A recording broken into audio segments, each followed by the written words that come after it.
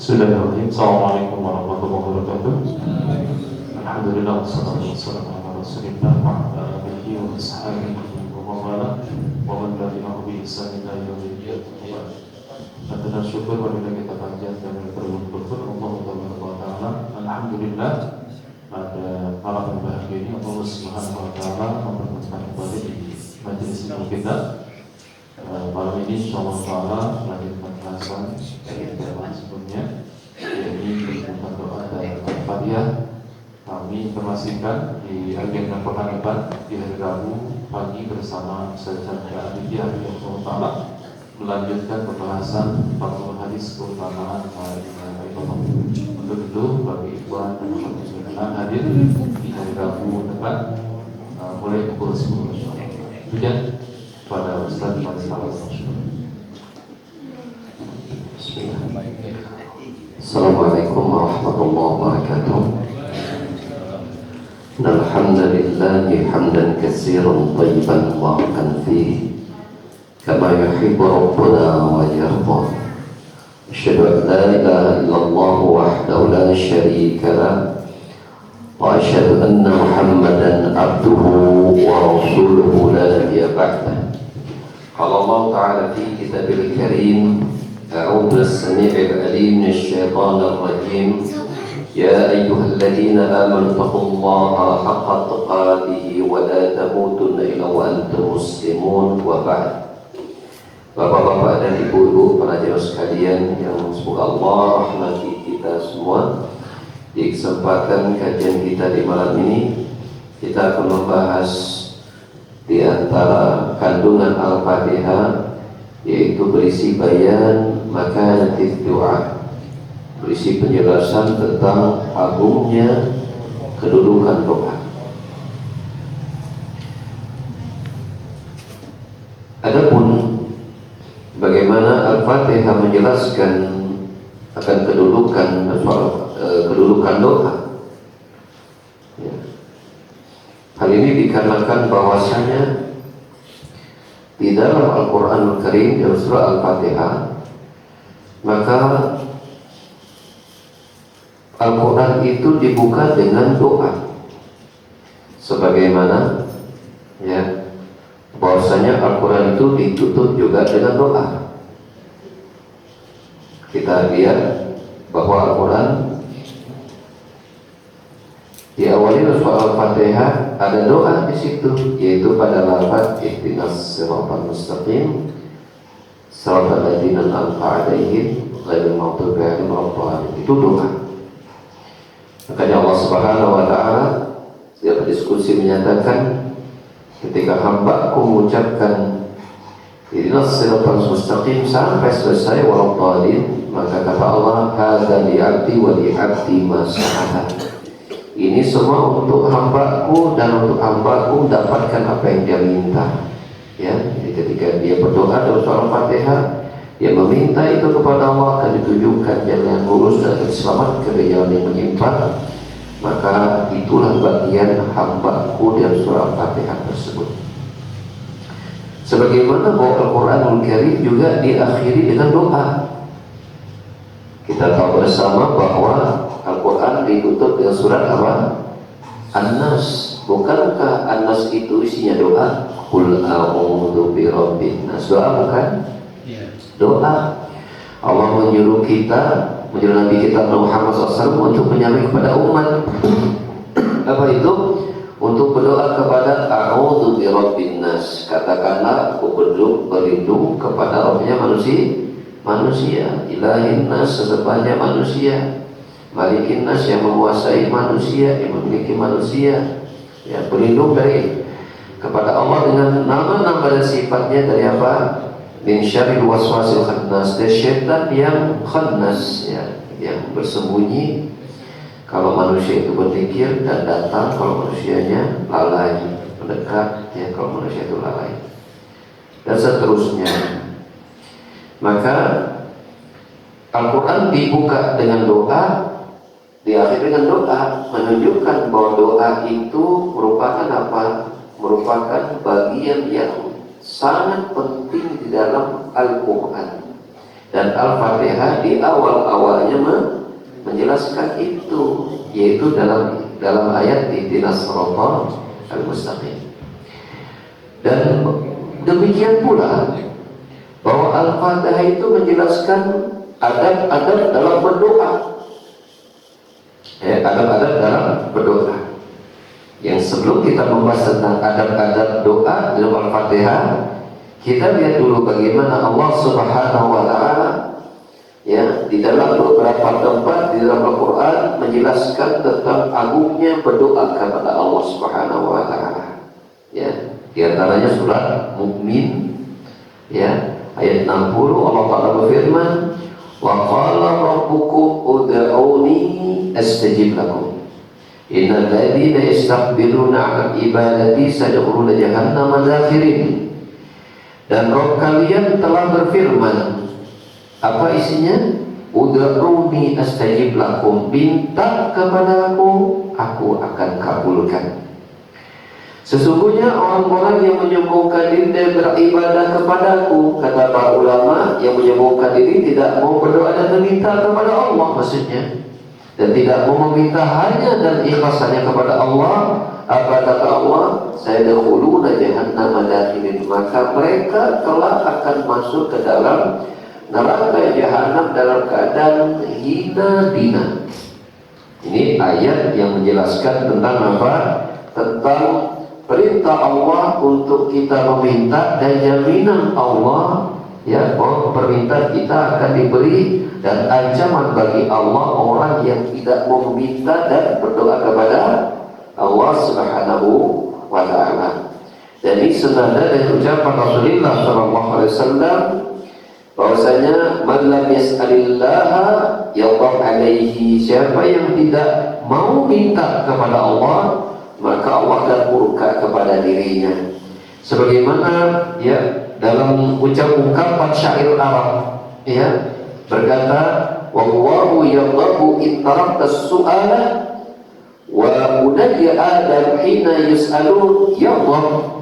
Allah murka ketika kau tidak meminta kepadanya, akan tetapi anak-anak manusia kalau kau minta malah bekam-bekam. Jadi manusia itu gak suka kalau direpot, datang setan paling ini jeblah, gak suka. Ya, kerjanya repotin aja, minta oleh. Ya, kita aja anak kita kalau jajan kita kasih tadi kok minta aja jajan. Kita sebagai orang tua juga gak suka. Itu orang tua kepada anak, apalagi kepada orang lain. Tapi kalau minta terus-terusan kepada Allah, bahkan semakin diminta Allah semakin suka. Beda, dan Allah murka kalau manusia tidak ya sedikit meminta, apalagi tidak minta sama sekali ke Allah, mengandalkan apa? Mengandalkan kehebatan dan kemampuannya saja. Itu Allah murka. Itu menunjukkan kata Allah itu orang yang sombong, itu kata Allah. Sombong kata Allah surat Mu'min ayat 60 tadi, kata Allah innal ladzina yastakbiruna 'an ibadati, orang-orang yang sombong enggak meminta kepadaku dia akan masuk neraka dalam keadaan hina dina, kata Allah, sayadkhuluna jahannama dakhirin. Demikian juga pada ayat yang lain Allah Subhanahu wa taala menjelaskan dia memiliki sifat, nama dan sifat inna rabbi lasami'ud du'a. Ibrahim ayat yang ke-39 kata Allah, sesungguhnya Rabbku, jadi Allah menyampaikan tentang dirinya sendiri, sesungguhnya Rabbku, ya Rasulullah mengucapkan firman Allah, sesungguhnya Rabbku, yaitu Allah itu sendiri berkata lasami'ud du'a, bahwa dia itu betul-betul sami'ud du'a, mendengar doa. Kata para ulama ketika menjelaskan sami'ud du'a, artinya Allah ya tidak akan tidak mendengar siapapun yang meminta kepada Allah, baik secara sendiri-sendiri maupun berbanyakan, baik secara terang-terangan maupun sembunyi, baik yang diungkapkan ataupun dirahasiakan. Allah dengar suara orang meminta kepada Allah.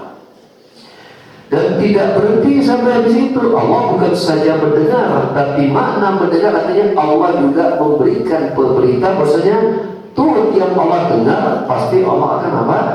Kabulkan. Karena dalam surat Mukmin tadi dijelaskan, siapapun yang meminta akan aku kasih. Apalagi kalau mintanya ya dengan seluruh syarat-syarat cepatnya doa dikabul, mulai dari pemilihan waktu yang bagus, tempat yang ya mustajab, gitu kan, yang pada hati yang bersih, hati yang merengek, hati yang tulus, hati yang hadir. Wah, hampir doa itu tidak tertolak. Namun ketika Allah Subhanahu wa taala di surat Mu'min ayat 60 ini memberikan kita perintah untuk berdoa, menunjukkan berdoa ini adalah ibadah. Jadi bila kita ingin tahu salah satu definisi itu ibadah, itu ketika Allah perintahkan. Karena tidak Allah memerintahkan suatu amalan, pasti Allah menyukai amalan itu. Dan itu berarti ibadah. Itu ibadah. Nah, Allah memerintahkan untuk kita berdoa-uni, minta kepadaku. Ketika Allah perintahkan, berarti Allah menyukai kalau hamba itu banyak meminta kepada Allah, dan itu dihitung pahala. Belum dapat apa-apa, belum diberi apa yang diberi, yang diminta, Allah sudah kasih pahala. Karena ketika seorang itu berdoa, dia sedang melakukan sebuah aktivitas ibadah, ya, bernama berdoa. Sebagaimana kita sholat ibadah dapat pahala, zikir baca Quran ibadah dapat pahala, berdoa pun dapat pahala. Kenapa dapat pahala? Karena dia adalah ibadah. Kita tahu ibadah dari mana? Karena itu Allah, karena dia diperintah. Ya, kalau diperintah berarti ibadah seperti itu dan dipahalai. Dan Allah menjamin bahwa setiap permintaan dikabul. Namun Nabi SAW dalam hadis Muslim menjelaskan bahwasanya setiap seseorang yang meminta kepada Allah dan pasti dikabul, maka pengabulannya itu ada 3 pilihan, 3 bentuk. Ya, Rasulullah SAW bersabda, "Ma min muslimin," ada riwayat, "Ma minal abdi yad'u Allah bi da'watin laisa fiha ismun wala qati'atur rahim illa a'tahu Allah ihdas salas." Tidaklah seorang hamba yang mukmin dan meminta satu doa, dalam doa itu tidak ada unsur dosa dan memutuskan suatu rahim, kecuali Allah pasti akan memberi apa yang dia minta itu dengan 1 dan 3 bentuk pengabulan. Apa saja bentuknya? Yang pertama, fa imma an tu'ajjala lahu da'watuhu. Yang pertama, Allah betul segerakan apa yang dia minta. Ini harapan kita semua. Ya, pengen pada utang, belum minta pada Allah, besok lunas. Semuanya pasti pengen begitu. Sakit, doa sama Allah, sembuhkan, besok sembuh. Semuanya pengen begitu. Ya, lagi pusing, pengen hilang pusingnya. Lagi jomblo, pengen dapat jodohnya. Besok pengen kawin, pengennya kan begitu semua kita. Tapi bukan itu satu-satunya pilihan. Ya, walaupun itu pilihan yang kita harapkan semua. Ya, semua kita pasti ketika berdoa pengen langsung pengabulan itu langsung bisa kita ya rasakan, ya langsung bisa kita temui, pengennya begitu. Tapi Rasulullah menyebutkan ada lagi pilihan yang lain dari bentuk pengabulan dari Allah. Apa kata Allah? Fa imma ya ayat dakhiraha fil akhirah, atau pengabulan itu Allah simpan nanti di hari akhirat, di hari kiamat.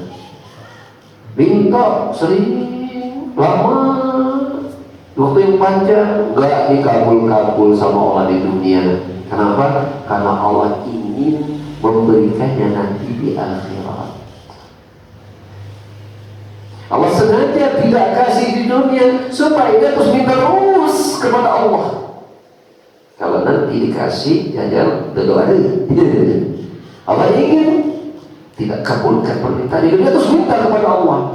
Kapan Allah kasih? Kalau syarat-syarat terimanya doa dipenuhi, kelak Allah akan kasih di akhirat. Kalau di dunia tidak Allah beri. Nah sekarang saya mau tanya, Misalnya gini, kita waktu dunia minta utang lunas, ternyata sampai meninggal terlunas-lunas. Kira-kira ketika Allah mengabulkan pelunasan utang kita nanti di hari kiamat, ya, itu doanya bentuknya dikabul tuh.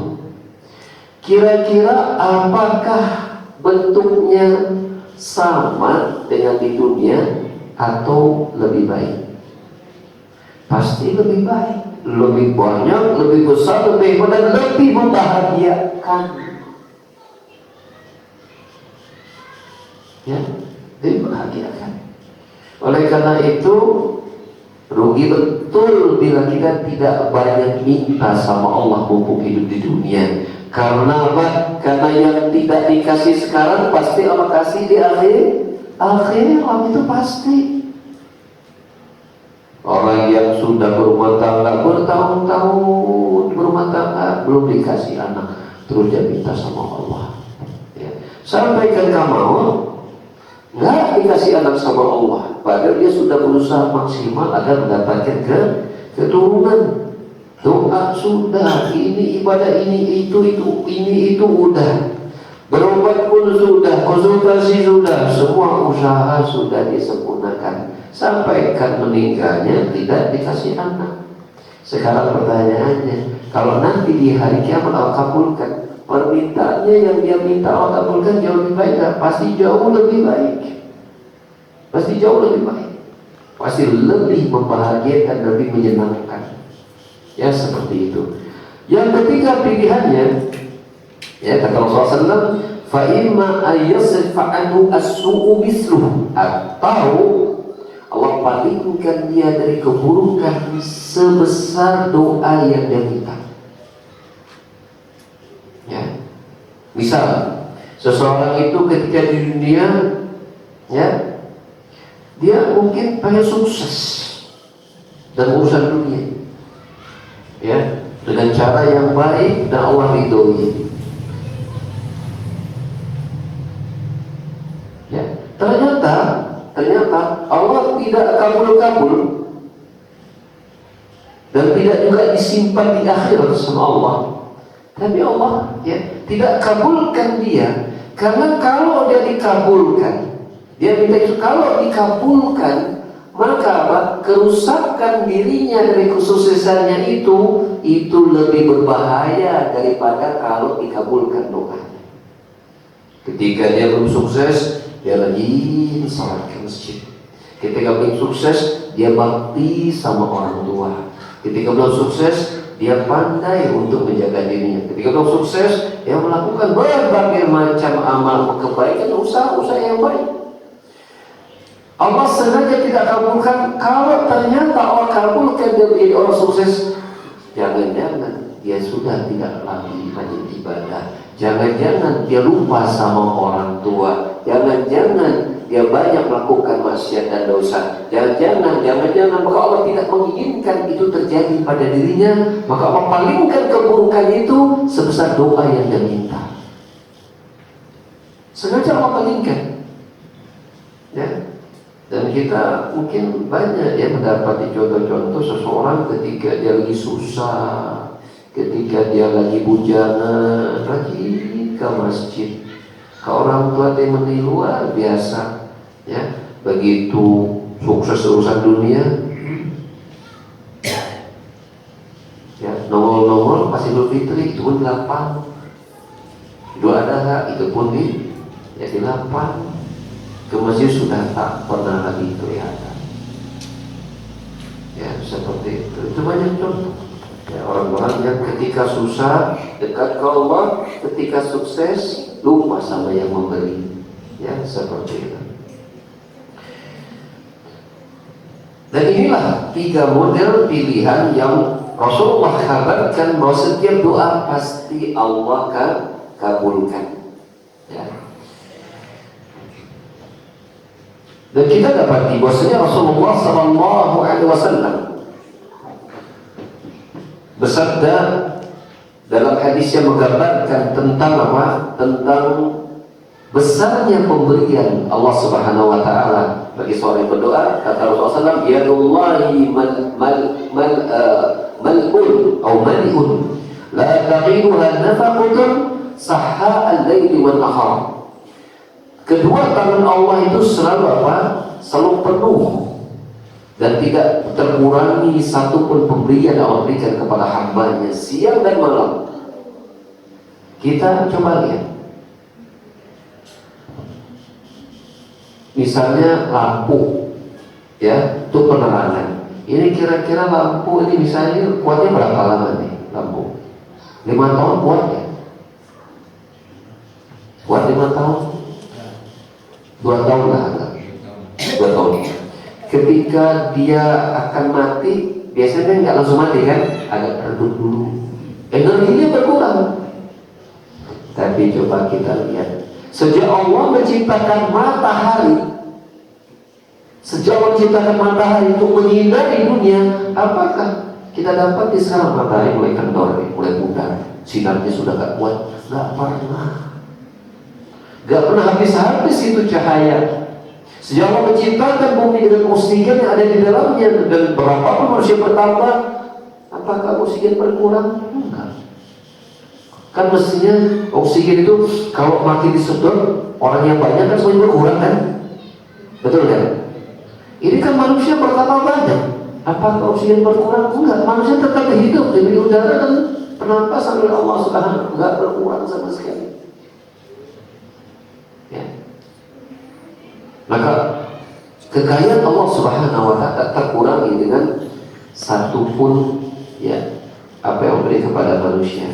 Dan Rasulullah SAW di antara doa yang beliau ajarkan, ini kalau bapak-bapak dan ibu-ibu hafal di doa dan rajin dibaca, ini doa di antara doa-doa yang sangat bagus yang Rasulullah SAW ajarkan.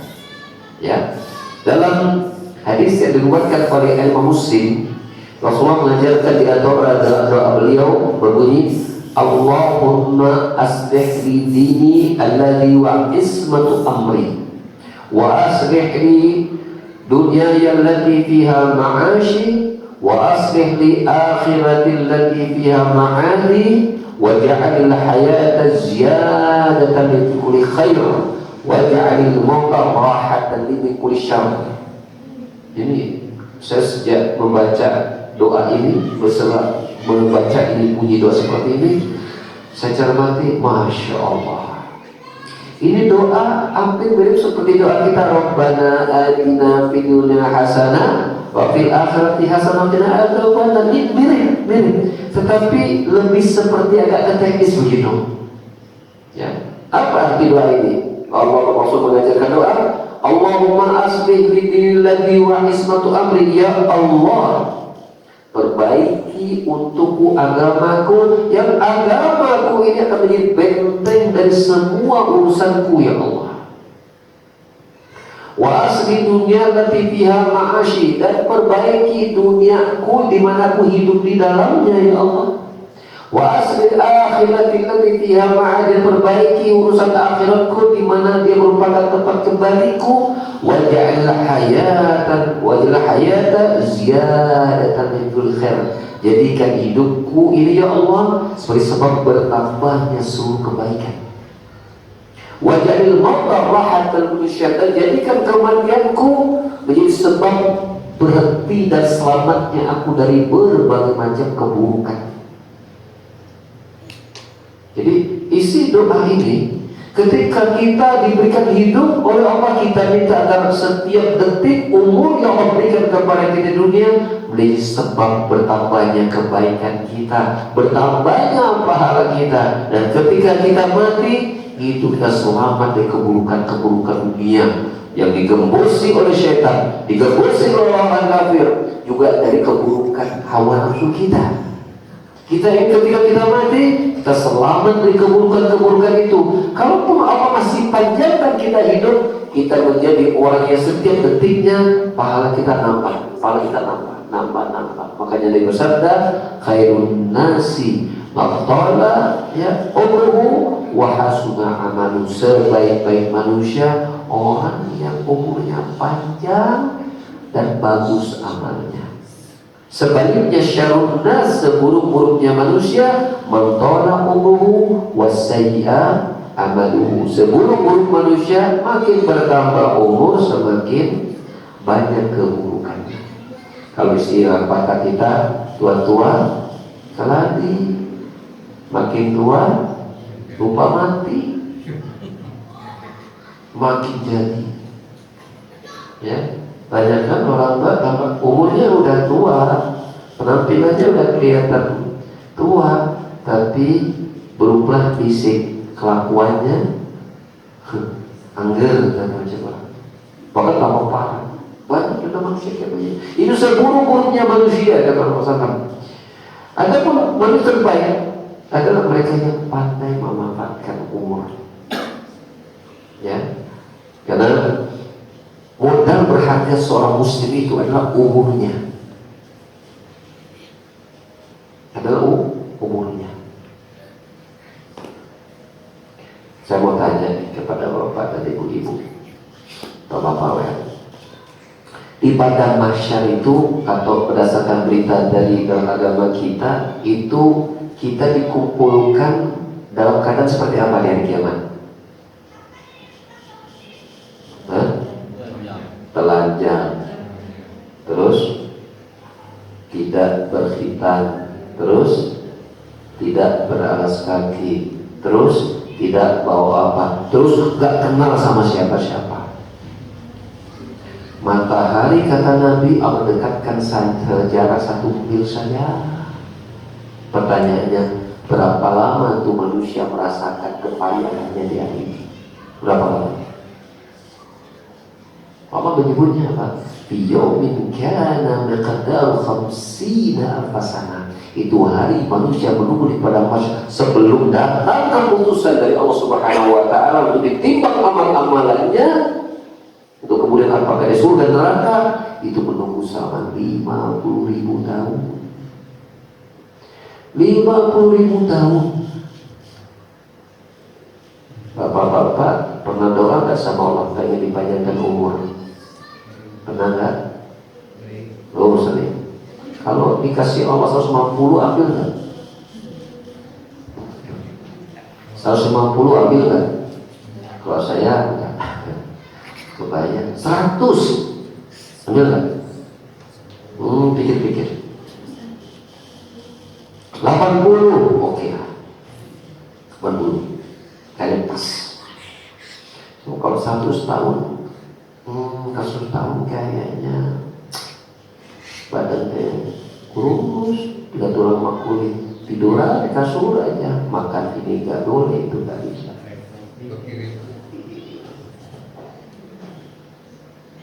Anggap Allah kasih umur kita 100 tahun. Berapa perbandingan 100 tahun di dunia dan 50.000 tahun di padang mahsyar? Ini di luar alam kubur ya. Berapa lama? Berapa perbandingannya? Jadi 1 tahun di dunia, ini 100 tahun ya. Ini berapa tahun? 1 tahun kita hidup di dunia itu sama berapa tahun kita menanti di padang mahsyar? Berapa Pak? Tadi di padang mahsyar menunggunya berapa tahun tadi? 50.000 tahun. Kita umur 100 tahun di dunia, berarti 1 tahun sama dengan menunggu berapa lama kita di padang mahsyar? Berapa lama Pak? Ini 100, 50.000, 50.000 berarti 100, berapa? 50.000 kali 100, buang nolnya 2 kan? 1 tahun sama dengan 500 tahun. 1 tahun umur kita di dunia sama dengan 500 tahun kita menunggu di hari kiamat. Kalau kita turunkan lagi, ketika kita 1 bulan berapa lama sama dengan berapa kita, kemudian diturunkan 1 minggu, diturunkan lagi per hari, diturunkan lagi per jam, diturunkan lagi per detik, maka 1 detik hidup kita di dunia memberikan pengaruh nasib kita di hari kiamat. 1 detik. Oleh karena itulah ketika Allah panjangkan umur kita, nih kalau kita amalkan doa Nabi, ya Allahumma ja'al hayata ziyadatan fil khair. Ya Allah, jadikan bertambahnya umur di dunia ini sebagai sebab tiap detiknya bertambahnya pahala untukku ya Allah. Karena 1 detik kita di dunia menentukan nasib kita di al-kubur tadi di akhirat. 1 detik. Makanya modal berharga seorang mukmin adalah apa? Waktunya. Saya sering beberapa kali saya menyampaikan, ya, kalau ada kendaraan, harganya 5 miliar atau 10 miliar, murah apa mahal? Murah apa mahal, Pak? Relatif, Pak. Mahal teh beda orang terbuka. Kalau orang yang per harinya uang 1 miliar, kendaraan 10 miliar itu murah, betul kan? Maka sebutkan saja satu barang apapun, benda apa yang paling mahal di dunia ini, pasti ada orang yang bisa punya, betul kan? Tapi ada satu barang yang sekaya apapun seseorang, setinggi apapun jabatannya, seluas apapun kekuasaan, dia tidak bisa membeli yang satu ini. Dia bernama apa? Waktu. Orang tidak bisa menghentikan waktu, membuat umur lebih panjang dengan kekuasaannya, dengan hartanya, dengan jabatannya. Nggak bisa. Waktu nggak bisa dihentikan.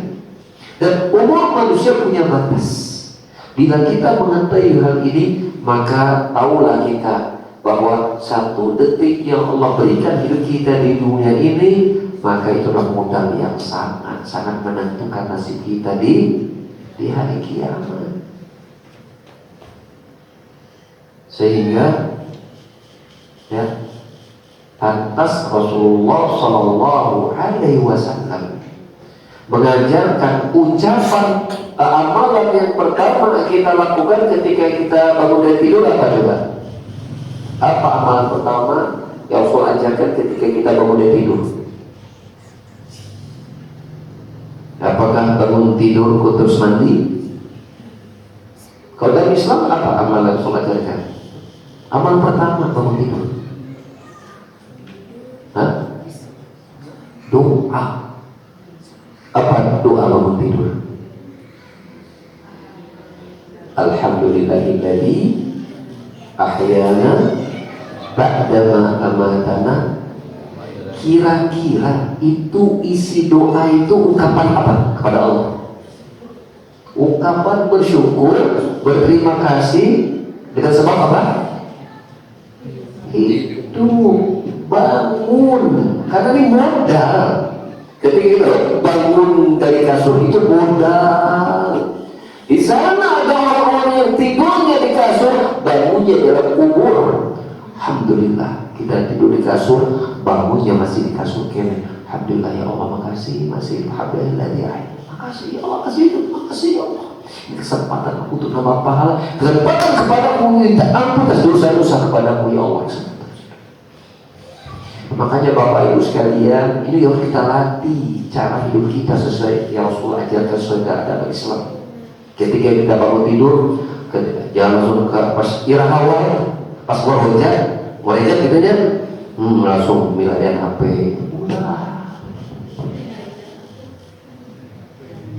Ulah, sampai 5 gitu kan, warhojat lah, kamu miladian HP scroll lah. Yang pertama kita lakukan apa? Alhamdulillah ya Allah masih hidup. Alhamdulillah ya masih hidup.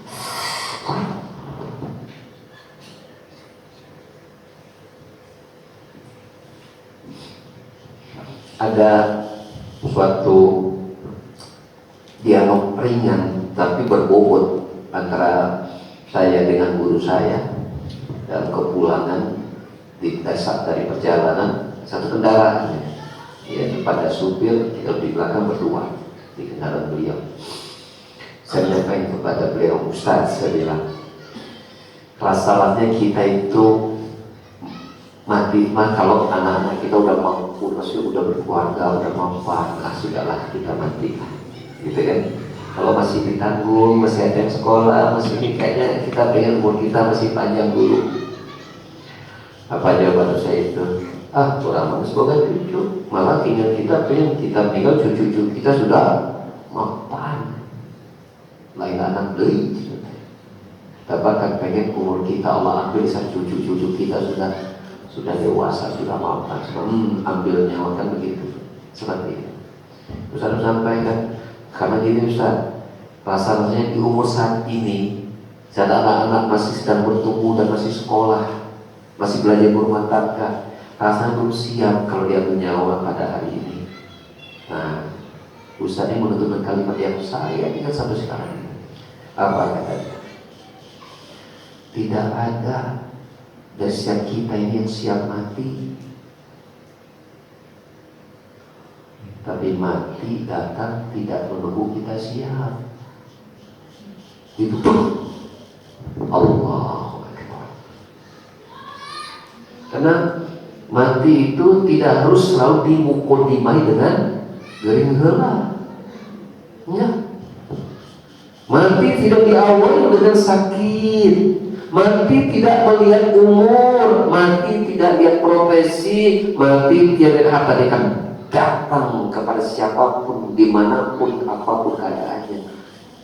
Ingat bahwasanya kita semua tidak siap mati karena merasa bekal masih kurang, dosa masih banyak hal yang belum kita kerjakan, masih belum siap mati. Tapi mati datang tidak menunggu kita siap.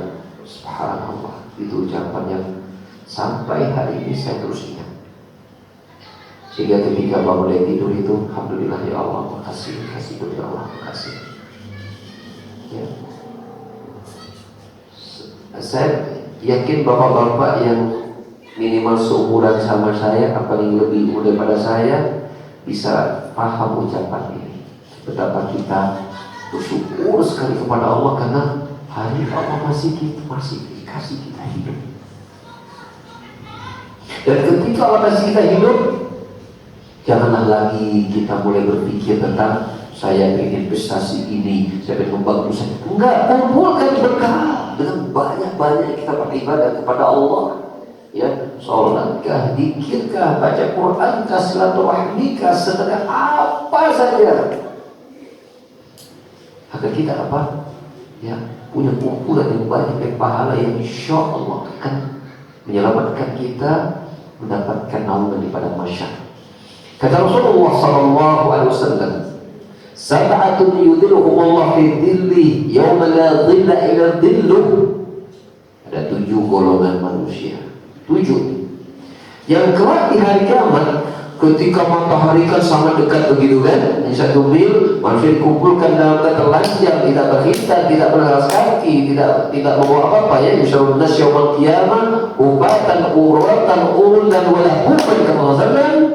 Ya, maka di sana ada 7 golongan manusia akan mendapatkan naungan dari Allah, perlindungan dari Allah, sehingga tidak merasakan kepayahan pada hari itu. Dia mengesal panjang.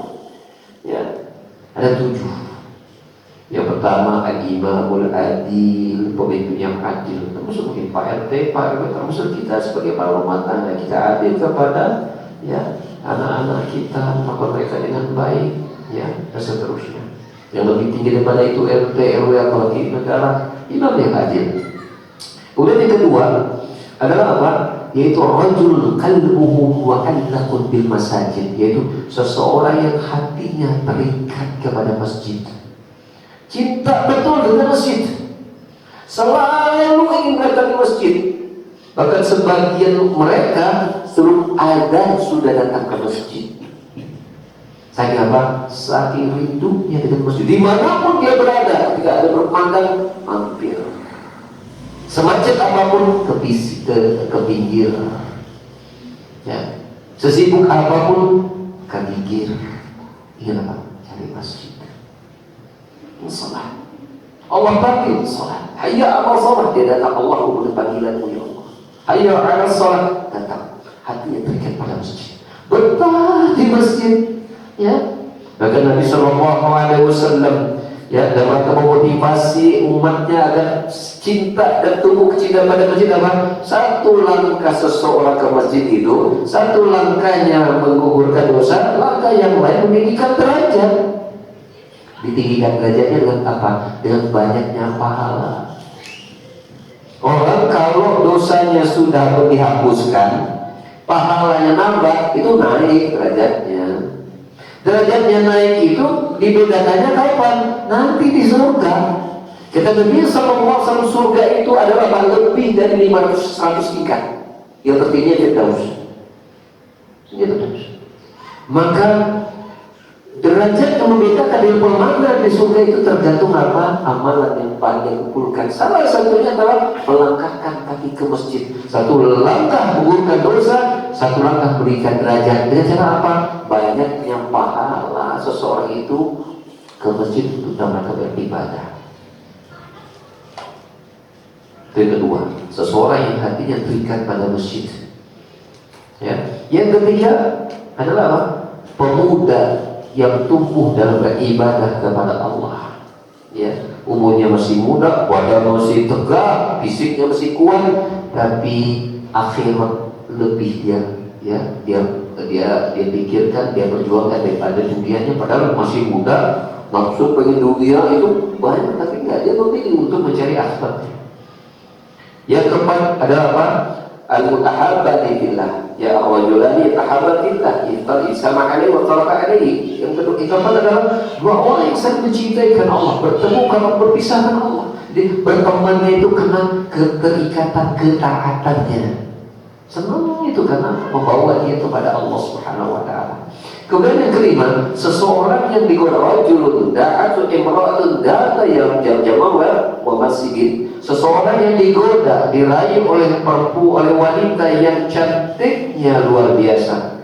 Kalau dalam bahasa Jawa Barat kita, gelisna kawanti-wanti endana kabina-bina, luar biasa cantiknya. Bukan muhrimnya, bukan mahramnya, tapi dia menolak dan mengatakan inni akhafullah, aku takut kepada Allah.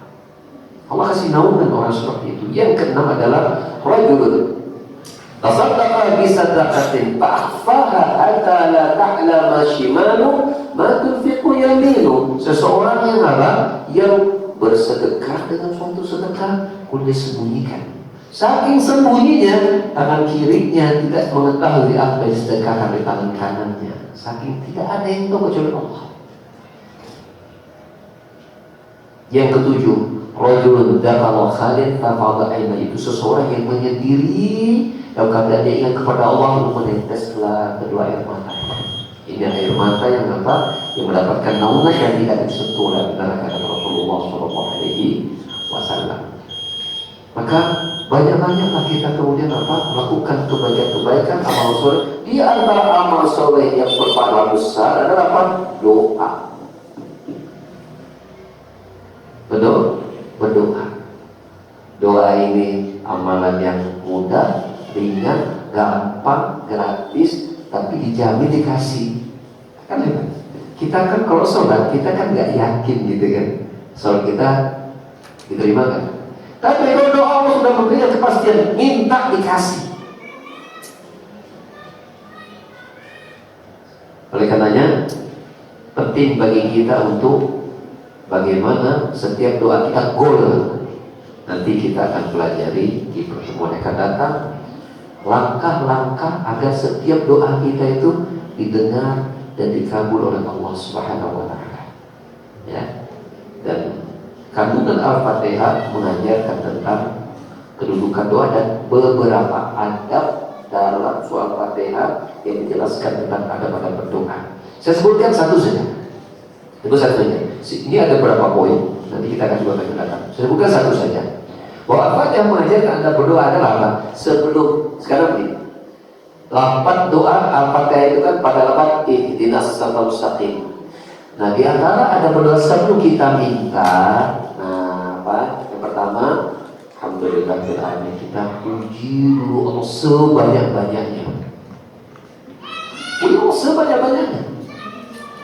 Ketika Al-Fatihah mengajarkan Allah Rabbul Alamin, Allah Ar-Rahmanur Rahim, Allah Al-Malik Yaumiddin. Kemudian iyyaka na'budu wa nasta'in, kami persembahkan ibadah kepadamu ya Allah. Kami beramal soleh dari Allah. Ya memuji Allah, dia beramal soleh, maka ini merupakan pokok dimas yang kita minta kepada Allah. Satu Allah, ya, itu salah satu ada berdoa. Sehingga Ketika ada seseorang yang berdoa, dia mengucapkan ini, agak ikhlaskan doanya, dan tapi berdengar doa itu. Ketika orang itu mengucapkan, Allahumma inni as'aluka bi anni asyhadu annaka Allah la ilaha anta al-ahad as-samad alladzi lam yalid wa lam yulad wa lam yakul lahu kufuwan ahad. Dia doa seperti itu, dia minta. Dia bertanya, Allahumma inni as'aluka bi anni asyhadu annaka Allah al-ahad as-samad alladzi lam yalid wa lam yulad wa lam yakul lahu kufuwan ahad. Ya Allah, Allahumma inni as'aluka, ya Allah, meminta kepadamu dan persaksianku bahwasanya Engkau adalah Al-Ahad, Engkau adalah As-Samad, Engkau lam yalid wa lam yulad wa lam yakul lahu kufuwan ahad. Kata Nabi SAW, ini orang yang mengucapkan permintaan yang bila dia meminta dengan doa seperti itu, doanya tidak akan ditolak oleh Allah Subhanahu wa taala. Kata para ulama, ini menjelaskan apa? Di antara ada doa kita mudah dikabul apa? Awali sebelum kita meminta adalah apa? Banyak-banyaklah kita menyanjung, memuji dan memuja Allah Subhanahu wa taala dalam doa kita. Al-Fatihah mengajarkan itu. Al-Fatihah juga mengajarkan apa? Suruh kita minta, maka kerja dulu antara minta. Apa kerjaannya sebelum kita minta? Iyyaka na'budu, ibadah dulu. Ibadah dulu. Kalau ibadah baik, ya sebagaimana kita manusia kan, kalau kita punya karyawan, ya gawe teh kedul, ayo we minjem. Orang pertahankan karyawan sudah gitu. Tapi ketika dia rajin kerja, belum dia minta saja, majikannya sudah lihat dia butuh. Oh, kayaknya nih rumahnya rajin, datang nggak telat tapi dia berjuang pakai Grab, pakai Gojek, dia nggak pernah. Sebelum dia minta, bahkan apa? Majikannya sudah nih untuk kamu motor, ya sebagai apa? Sebagai kendaraanmu. Ini nggak, saya nggak kasih fasilitas kantor sejak kamu nggak perlu. Ya, ini uang bensinnya, nggak perlu bingung kesini. Padahal dia belum minta, tapi karena dia telah bagus selesaikan tugasnya, apalagi Allah Subhanahu wa taala, apalagi Allah. Kita berusaha menyempurnakan ketaatan kita pada belum kita minta aja Allah tahu apa kita butuhkan, Allah kasih. Maka sering kan ada kejadian orang sudah cerita, saya itu Pak ya, padahal baru saya bergerak di dalam hati itu, langsung dikabul. Ngomong juga belum, baru sudah punya skill dikasih. Mungkin tuh orang, ya memang dia adalah apa? Orang-orang yang setia melayani Allah Subhanahu wa taala, sholat ya, dalam pikirnya, dalam ibadah-ibadahnya, sehingga tak perlu dia minta pun Allah sudah kasih. Cukup dia berkata, saya pengen aduk tapi Allah sudah beri. Itu luar biasa. Ya, inilah mungkin materi yang saya sampaikan pada hari ini. Semoga ya permintaan kita dalam sholat yang berkata irsal mustaqim, ya Allah berikan kaki jalan yang lurus yang membawa ke surga, maksudnya itu dikabulkan oleh Allah Subhanahu wa taala. Amin, Allahumma amin. Dan semoga Allah kumpulkan kita di surganya sebagai kumpulkan kita di dunia ini bersama di rumah Allah. Amin, Allahumma amin. Subhanallah wa bihamdihi asyhadu an la ilaha illa anta astaghfiruka wa atubu ilaik. Wa akhiru da'wana alhamdulillah. Assalamualaikum warahmatullahi wabarakatuh.